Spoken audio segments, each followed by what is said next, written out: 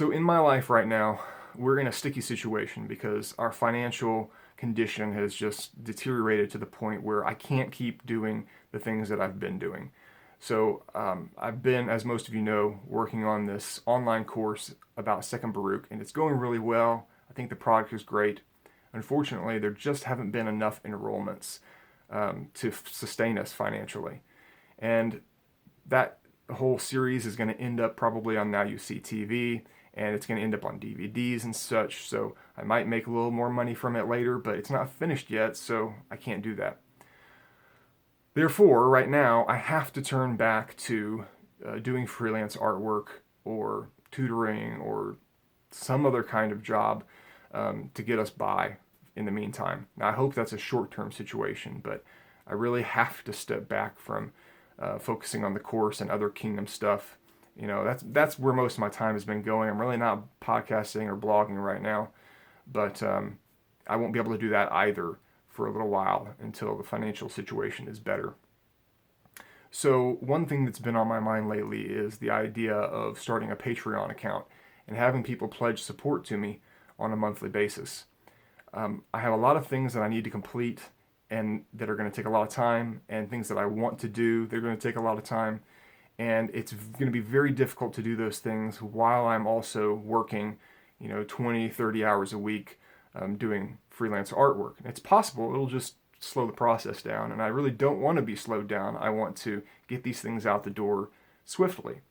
So the prophecy cheat sheet, for one, is more than halfway done, but I'm not making a whole lot of progress on it right now until the course is done. And then if I'm doing freelance artwork, it's probably going to take months longer than I expected it to. So I would rather be able to commit full time to that. Then once that's done, commit to doing Leviathan's Ruse 2, which really needs to get done. And then I have ideas for a series of novels based on my research. I have a lot of the story already figured out, the storyline and the arc of the characters and all of that has been established to a large part. So I'm super eager to get to that. Then I also want to do some Bible-based artwork and maybe a 3D model that would be very realistic of Ezekiel's temple. And who knows what else. I have an idea for a collectible card game. Say hi, Amanda. Hi, Amanda. Sorry, babe. That's okay.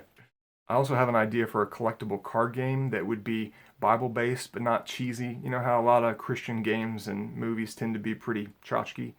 It would be something that would appeal to people who play Magic the Gathering and other kinds of card games like that, but it would be righteous instead of full of all of this unrighteous content. And I really think that would be a blessing for families who want to keep their kids out of that kind of stuff and yet still desire for them to have fun games to play.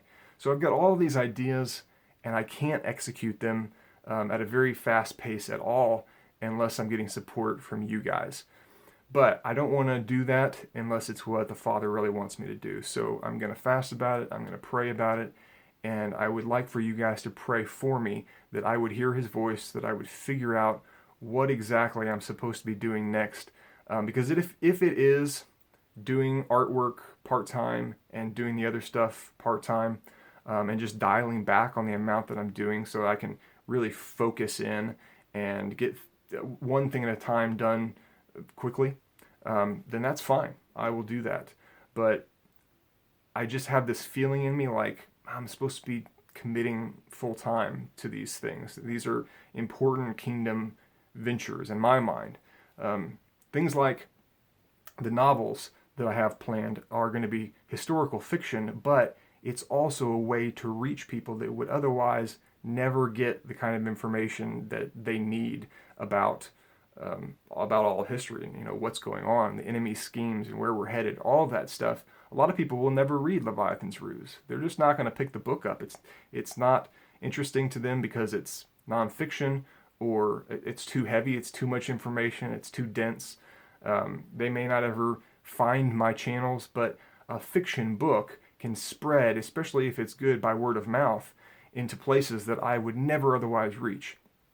And a lot of unbelievers are willing to read fiction that is, Bible-based if it's not going to beat them over the head with Christian themes too much.